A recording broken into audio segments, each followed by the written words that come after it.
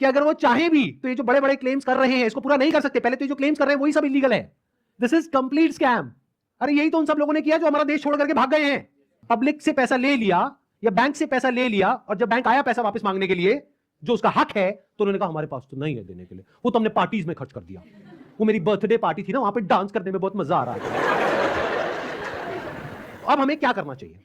क्या बस ऐसी स्कैम होते रहे सोसाइटी में और हम बैठ करके तमाशा देखते रहे? सर, हमें एक्शंस लेना चाहिए। फर्स्ट ऑफ ऑल एफआईआर जिनके साथ हुआ है उन्हें एफआईआर फाइल करना चाहिए। लॉ को एक बार देखना चाहिए। नहीं समझ आ रहा है तो जिसको समझ है लॉ की उसके पास जाना चाहिए, उससे समझना चाहिए। एंड पिटिशन नाम की चीज़ होती है, पब्लिक इंटरेस्ट लिटिगेशन, तो वो फाइल करनी चाहिए उनके खिलाफ, जिससे जो ये स्कैम्स हो रहे हैं वो ख़त्म हो। बिकॉज मॉरली ये मतलब गलत है। जिनका पैसा जा रहा है वो डिप्रेशन में जाके गलत कदम भी उठा सकते हैं, एंड इससे हमारे देश का यूथ खत्म होता जा रहा है जो इस देश को आगे लेके जाएगा। सो जो लीगल एक्शंस हैं वो लेने चाहिए। इस एक्शन को हम दो कैटेगरीज में डिवाइड कर रहे हैं। एक वो जिनके साथ में स्कैम हुआ है, एक वो जिनके साथ में नहीं हुआ है।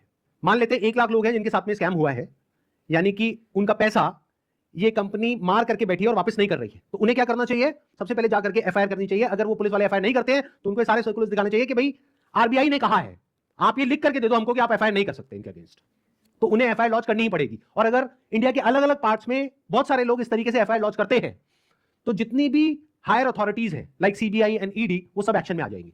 मतलब उनको भी आइडिया लगेगा कि ये कोई छोटा मोटा स्कैम नहीं है, 500 करोड़ का स्कैम है, छोटा अमाउंट नहीं होता है। और ये पैसा किसका है? पब्लिक का है। और पब्लिक में भी एक बार को मान लो किसी 50-60 साल के आदमी का होता तो मुझे इतना दर्द नहीं होता।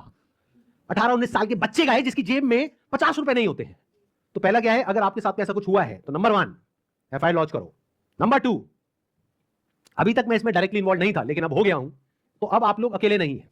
मेरा एक सिंपल सा प्लान है कि मैं अपने चैनल पर मोनेटाइजेशन ऑन करूंगा, वहां से मेरे पास में कुछ पैसा आएगा। मान लो 2-3 महीने में मेरे पास में 1 करोड़ रुपए आ जाता है, तो इस 1 करोड़ को मैं यूज करूंगा इंडिया की सबसे अच्छी लॉ फर्म को हायर करने के लिए, जो कि इन लोगों को रिप्रेजेंट करेगी जिनके साथ ये स्कैम हुआ है। उसका पैसा कहां से आएगा? मेरे चैनल पे जो एड्स रन होंगी अगले 2-3 महीने तक, वहां से आएगा। अगर उस पैसे की मुझे जरूरत पड़ी तो, अगर उतना पैसा मैं खुद अरेंज कर पाया तो मैं एड्स ऑन नहीं करूंगा, लेकिन अगर मैं अपने बेस पे अरेंज नहीं कर सकता हूं तो मैं एड्स ऑन कर दूंगा। तो तैयार रहना, कल को बोलना मत कि एड्स कहां से ऑन हो गई।